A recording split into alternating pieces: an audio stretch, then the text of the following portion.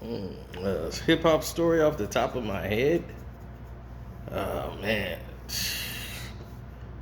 Uh, mm, so I could probably tell you on the Patreon in full, but I could tell you bits and pieces. How many of you knew about Drake almost working with 50 Cent? Not signing with G Unit, I mean doing a song with him.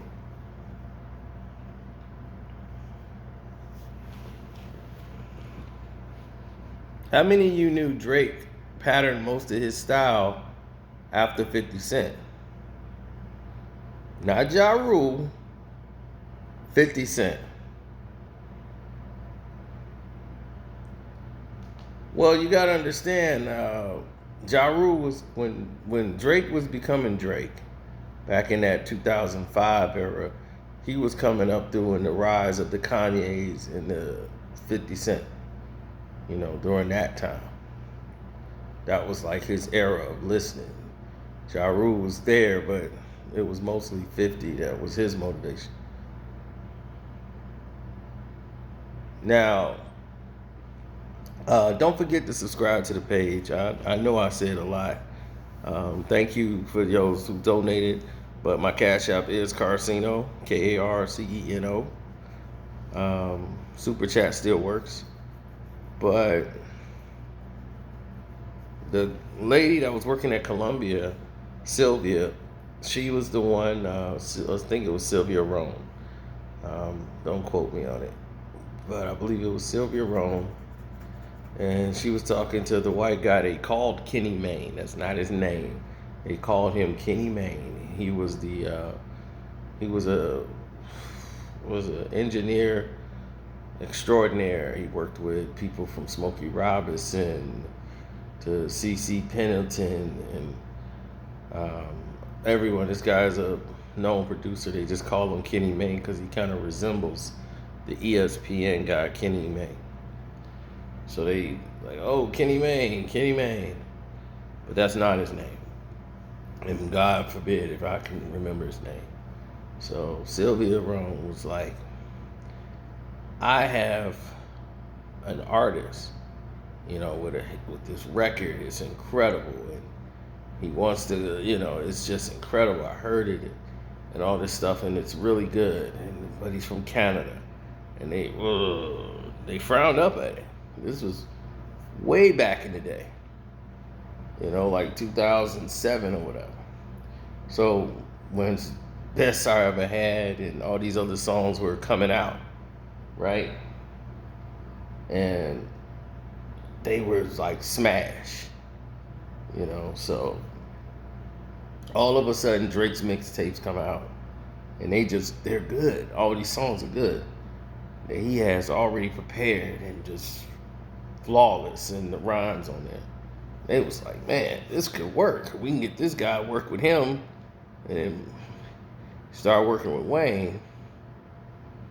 Things starting to happen. But he had an idea for a song that he was doing. And he kind of pictured hopefully working on 50 Cent on that record and had that come out on his first album. See, a lot of people don't know that Thank Me Later was supposed to come out in 2008. His debut album was supposed to come out in 2008, and it got pushed back. They were like, we rushing this thing. Everybody's wanting the Drake album because of we got Best I Ever Had, and everybody's like waiting for the record and the album to come out. Now they're like, we don't want to put out a subpar record with this, everybody anticipating this guy's out. He's got singles that's performing right now. Let's kind of keep this moving right now. Ride this wave. And why they did that, they basically did a whole year and a half. And everybody's like, where the hell is the Drake album? People don't remember these times. But anyway, he had a song he was working on way back in 2008 called Untouchable. Don't ask me how the song go. I cannot tell you. But he planned on having 50 Cent on this record on Untouchable. And Lil Wayne was not on the record. Lil Wayne was added to the record. Once Lil Wayne said, 50 Cent, no, he don't rock with us. We're not cool. No, we don't work with him. So he did an interview one time and said 50 Cent is like was my inspiration. They were like, no, cut. Stop the interview. No. We don't get down with dudes like that. We don't even mention his name. Wayne shut it all down. Now, of course, there's more details to this, and I'll tell it to you on the Patreon. But these are the type of things that you're going to be dealing with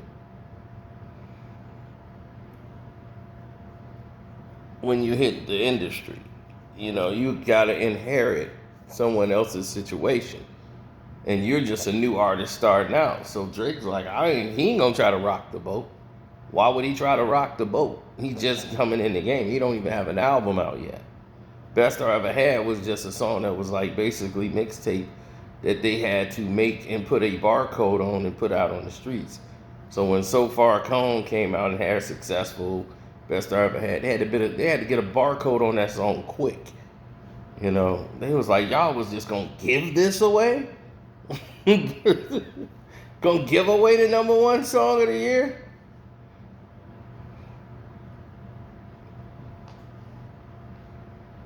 That song was just to give to y'all. So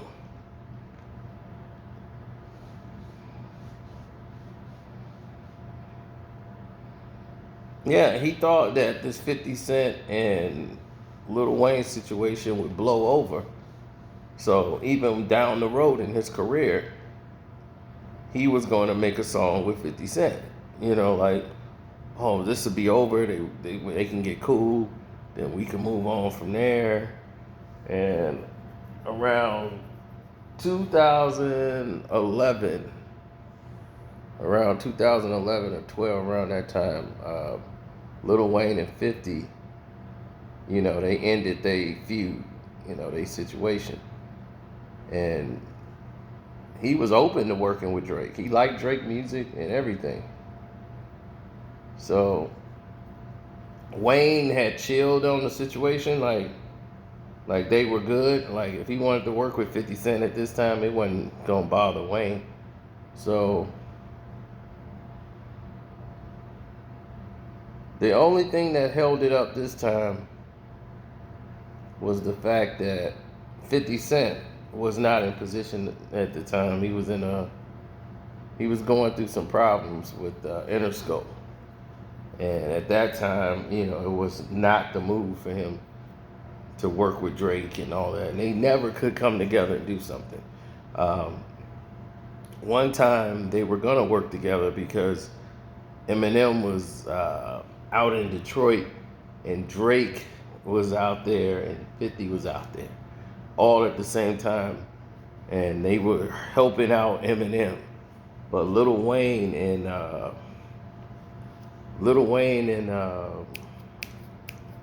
Eminem ended up doing a song and was working together at that time. So it was cool.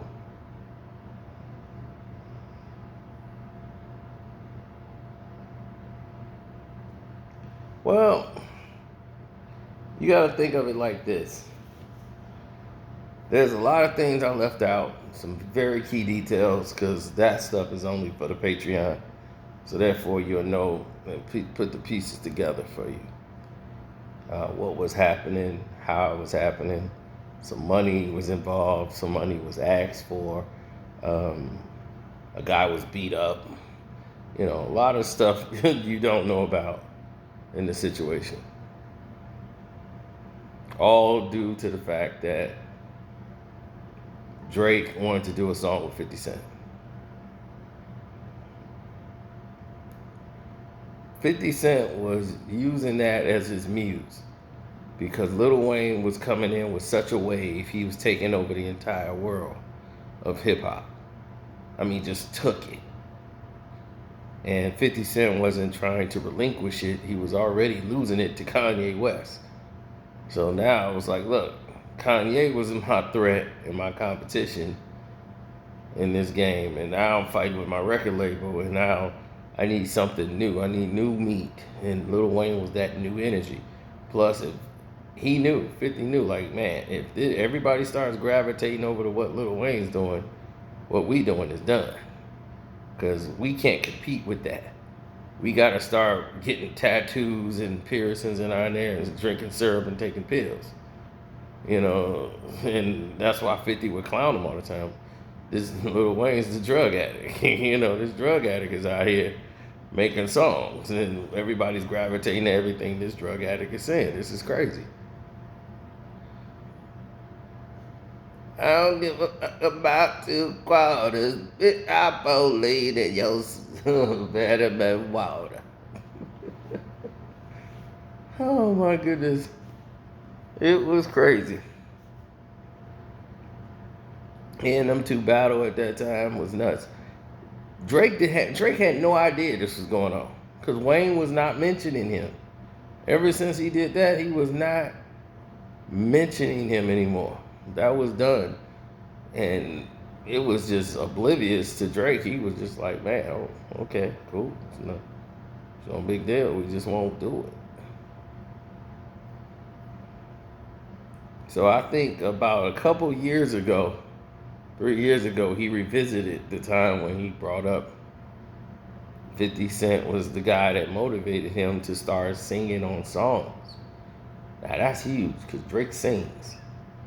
And 50 Cent used to be against singing and dissing Ja Rule for singing. Then he turned around and did the same thing Ja Rule was doing.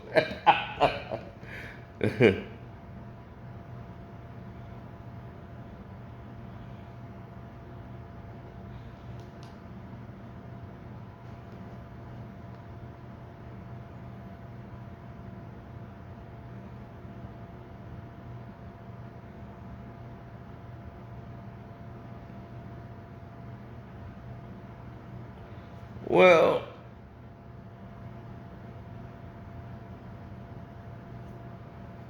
when people are dropping records, when you got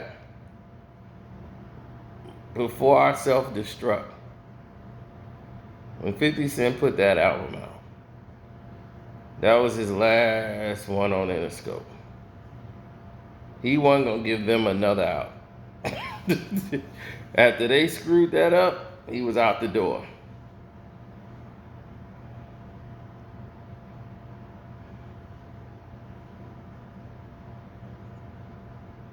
Why would you stick around? It's a terrible thing to do. No, man. I mean, I'm just remembering the time. Because this is like fresh off the dome, man. I've been sitting here chilling, you know, and decided to give y'all a nugget. And many of you, like, they probably ain't gonna talk about it. Then watch, it's gonna be somebody sitting on the couch talking about it one day. They're gonna be in a chair talking to Vlad. Yeah, I just felt it was strange. Man, if that song would have came out and had 50 Cent on it, it would have been great. Oh, man.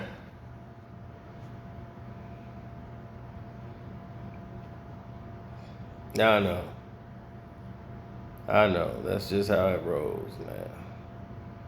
That's just how things go.